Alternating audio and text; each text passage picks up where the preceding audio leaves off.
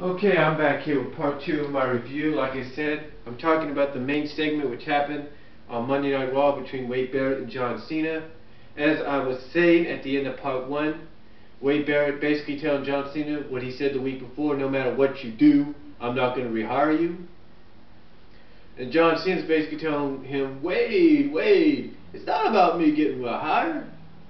It's about me keeping my word, about making you and the Nexus's lives to live in hell. So basically we have a bit of a confrontation. Basically we have a vocal confrontation here. And after a little bit of comedy and all that, Cena finally gets serious and tells Wade, look, if you were a man of honor, you would rehire me and we'd settle it in this ring as we're supposed to.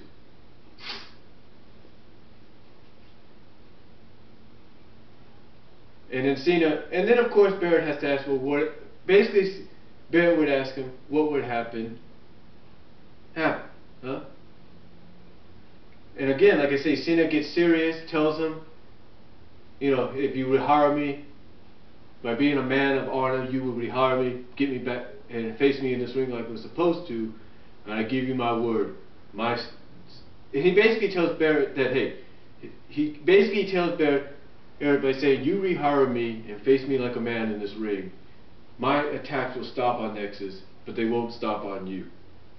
So Barrett, of course, takes that as a threat and orders Nexus to come down and beat down on John Cena, but instead the Nexus leave. That's right, they don't come down, they leave.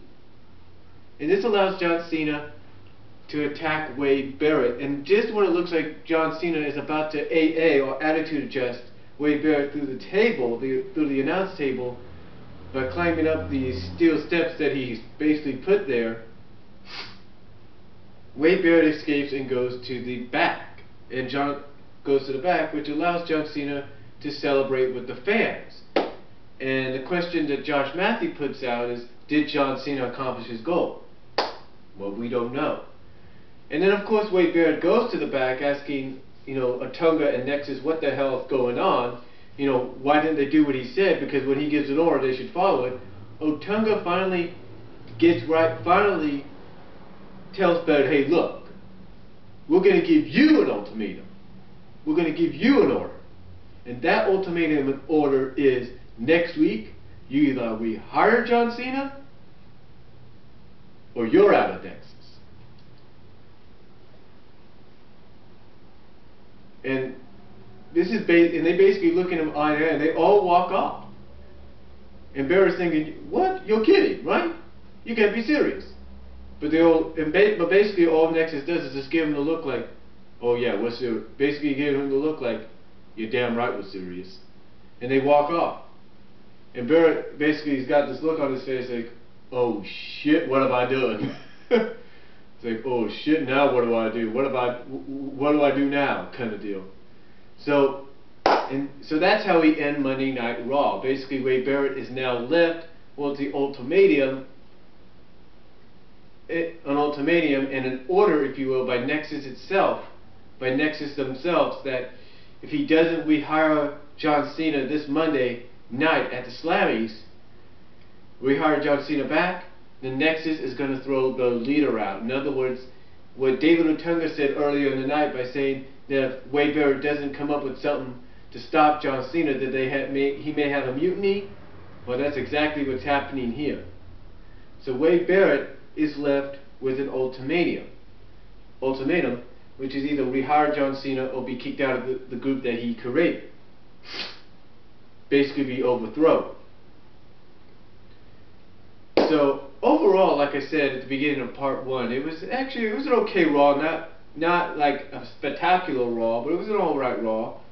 Definitely helped further develop the stories of Orton, Miz, Cole, Lawler, and especially Cena and Nexus. And it was good to finally see Santino and Vladimir win the tag titles because, come on, like I said, they may be a comedic team, but they can be a serious tag team. So it's going to be interesting to see them as the champions. Anyway, like I said, it was an okay Raw, Not one of the best, but it's a decent one. Basically helped out everything. Helped further develop a lot of the main storylines. Oh yeah, Sheamus and John Morrison, I forgot about them, had a confrontation doing Sheamus's I can't even pronounce the word. Proclamation, if you will, or his addressing of the fans. Royal address, that's what it is. It was proclamation. Proclamation, there it is. To the fans. And so that's going to further develop, that's helping to further develop that storyline, because we had Sheamus actually slap John Morrison, and John Morrison gets that wild look we've seen him get when he goes to that popcorn training. So basically we got possibly a match coming up between those two at TLC to kind of, you know, finish off the feud or something like that, or to see who's the better man. But like I say, overall, an okay Raw. Like I say, further develop some of the main storylines, like Cena, Nexus, Miz, Orton, believe it or not, Lawler and Michael Cole. It helped develop the main storyline of the Divas division right now, or reignited, I guess you could say, between Lay Cool and Natalya.